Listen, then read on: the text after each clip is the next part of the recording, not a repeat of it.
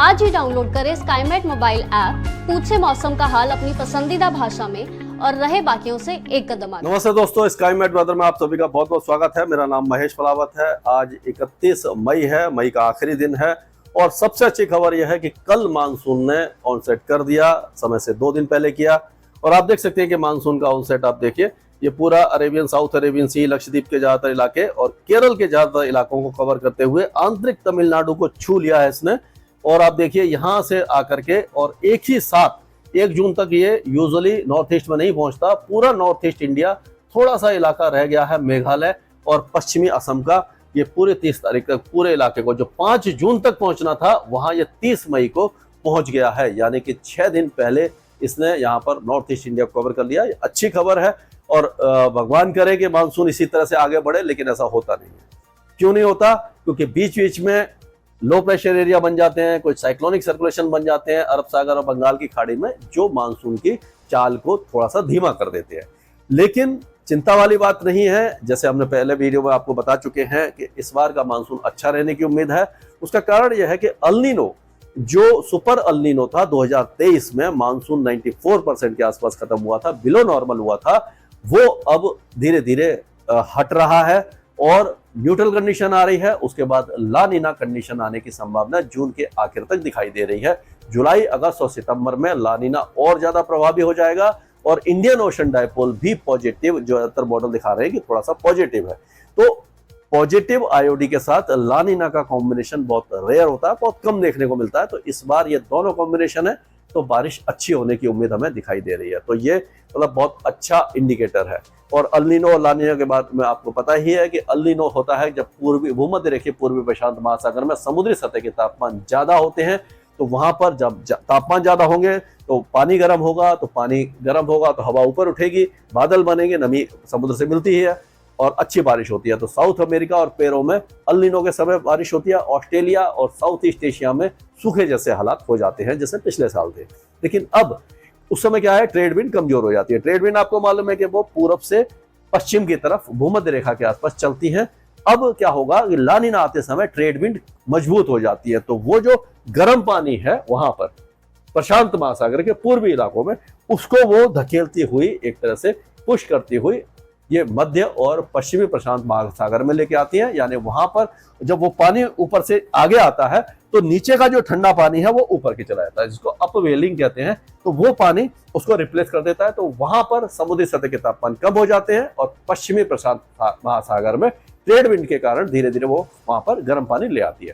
तो पश्चिमी प्रशांत महासागर और जो साउथ ईस्ट एशिया है वहां पर अच्छी बारिश होती है। ऑस्ट्रेलिया में अच्छी बारिश होती है, क्योंकि जब समुद्री सतह के तापमान ज्यादा होंगे, हवाएं गर्म होकर ऊपर उठेंगी, समुद्र से नमी मिलती रहेगी, बादल बनेंगे, तो ये सारा खेल दिखाई देता है। और पेरू और साउथ अमेरिका में सूखे जैसे हालात होते हैं। जैसे ब्राजील में अभी हमने देखा था कि बाढ़ जैसी स्थिति अल नीनो के कारण आई थी। तो ये बहुत अच्छा संकेत है। इंडियन ओशन डायपोल भी है। जैसे इंडियन ओशन डायपोल क्या होता है कि जो भूमध्य रेखीय हिंद महासागर है, यहाँ पर जो तापमान का, यानी अल नीनो ला नीना का छोटा रूप है, वो प्रशांत महासागर बहुत बड़ा सागर है वहां पर होता है, ये इस हिंद महासागर में होता है। अगर इस जगह पर यानी कि इक्वेटोरियल या वेस्ट इक्वेटोरियल इंडियन ओशन में अगर समुद्री सतह के तापमान ज्यादा होते हैं तो पॉजिटिव इंडियन ओशन डायपोल होता है।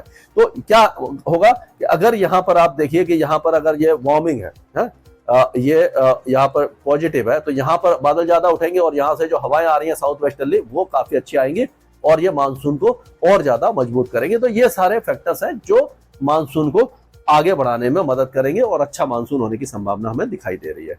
मानसून जैसे आपने देखा ही है अभी किस तरह से आगे बढ़ता है कि 5 जून तक यहाँ पहुंचता है, 10 जून तक ये और आगे आ जाता है। ये मतलब आपका सिक्किम वगैरह को भी कवर कर जाता है, भूटान को कवर कर जाता है और ये 10 जून तक हम देखेंगे तेलंगाना के साथ साथ महाराष्ट्र के कई इलाकों को, और 5 जून में आधे से ज्यादा साउथ पेनिसुला को कवर कर लेता है और 10 जून के आसपास ही ये मुंबई तक पहुंच जाता है। तो देखते हैं आगे किस तरह से। शुरुआती दौर में तो लग रहा है कि मानसून की चाल काफी अच्छी रहने वाली है।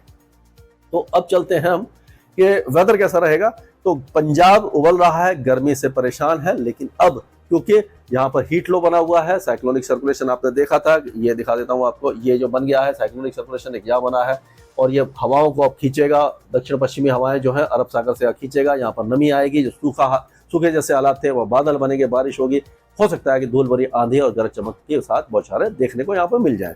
तो यही कारण है कि यहाँ पर अब जो हवाएं यहाँ से आएंगे तो वो नमी बढ़ाएंगे और ये पंजाब के कई इलाकों में नमी के कारण बादल बनेंगे और ये बादल जो बनेंगे तो उसके कारण ये बारिश वगैरह यहाँ पर पूरे इलाके में हो सकती है। तो ये एक बात हुई। और उसके बाद आप देखेंगे हम कि ये जो वही सेम हाल यहाँ पर रहेगा। हरियाणा और दिल्ली में भी 31, 1 और 2 तारीख को धूल भरी आंधी के साथ गरज चमक के साथ बौछारें हो सकती हैं, तापमान गिर सकते हैं और जो भीषण लू का प्रकोप है वो कम हो जाएगा। ये बात है। उत्तर प्रदेश में थोड़ा सा वो है, यानी कि कंफ्यूजन जैसा है कह सकते हैं। अगर देखें हम यहाँ पर, ये देखिए उत्तर प्रदेश में आप देखेंगे कि कहीं कहीं पर थोड़े बहुत बादल दिखाई देंगे, हल्के फुल्की बारिश की गतिविधियां हो जाएंगी ये कुछ इलाकों में। यानी कि जो पश्चिमी इलाके हैं यहाँ पर पूरा आपका मेरठ, मुजफ्फरनगर, सहारनपुर, बिजनौर, लखीमपुर खीरी, बरेली, रामपुर, मुरादाबाद, ये सारे इलाके, आगरा, हाथरस, अलीगढ़, लखनऊ, औरई, कानपुर, ये सारे इलाकों में गरज चमक के साथ बौछारें रहेंगी। पंजाब और हरियाणा के कई इलाकों में, उत्तर पूर्वी राजस्थान में भी गरज चमक के साथ बौछारें, धूल भरी आंधी आ सकती है। दिल्ली में भी इस तरह का माहौल बन सकता है। राजस्थान के जो दक्षिण पश्चिमी इलाके हैं वहां पर चांसेस कम दिखाई दे रहे हैं, जैसे कि बाड़मेर, जैसलमेर, जोधपुर, सिरोही, पाली, लेकिन फिर भी बादल वगैरह छा सकते हैं। एक आध जगह पर हल्के फुल्की धूल भरी आंधी से इनकार नहीं किया जा सकता। गुजरात में कोई ज्यादा उम्मीद दिखाई नहीं दे रही है। उसी तरह से अगर हम बिहार की बात करें तो बिहार के उत्तरी इलाकों में, कई इलाकों में अच्छी बारिश की संभावना दिखाई दे रही है।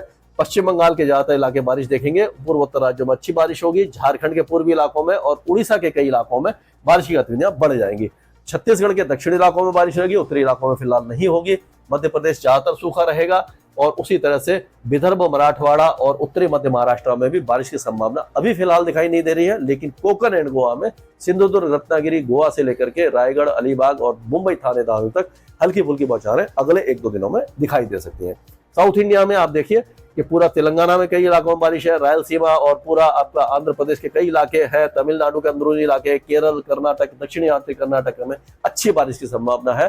और अंडमान और निकोबार द्वीपों में मूसलाधार बारिश की संभावना दिखाई दे रही है। लक्षद्वीप में हल्की से मध्यम बारिश की संभावना नजर आ रही है। तो कुल मिलाकर के मानसून के लिहाज से अच्छी खबर है और गर्मी, जो भीषण गर्मी से हम परेशान थे, उससे भी हमें राहत मिल जाएगी। जो 29 तारीख को 52.9 डिग्री तापमान मुंगेशपुर, दिल्ली ने दर्ज किया था, वो क्यों किया था, उसमें क्या गलतियां थी, थर्मामीटर कैसे देखा जाता है, किस तरह से तापमान नापे जाते हैं, स्टीवनसन स्क्रीन क्या होती है, ऑटोमेटिक वेदर स्टेशन क्या होता है, अगर आपने नहीं देखा तो इससे पहले वाला वीडियो वही है, आप देख सकते हैं और अपने आप को एनलाइट कर सकते हैं। स्काईमेट वेदर में अभी के लिए इतना है। मौसम से जुड़ी सटीक जानकारी और खबरों के लिए हमारे YouTube चैनल को सब्सक्राइब करें और बेल आइकन दबाकर हर खबर पर रखें नजर।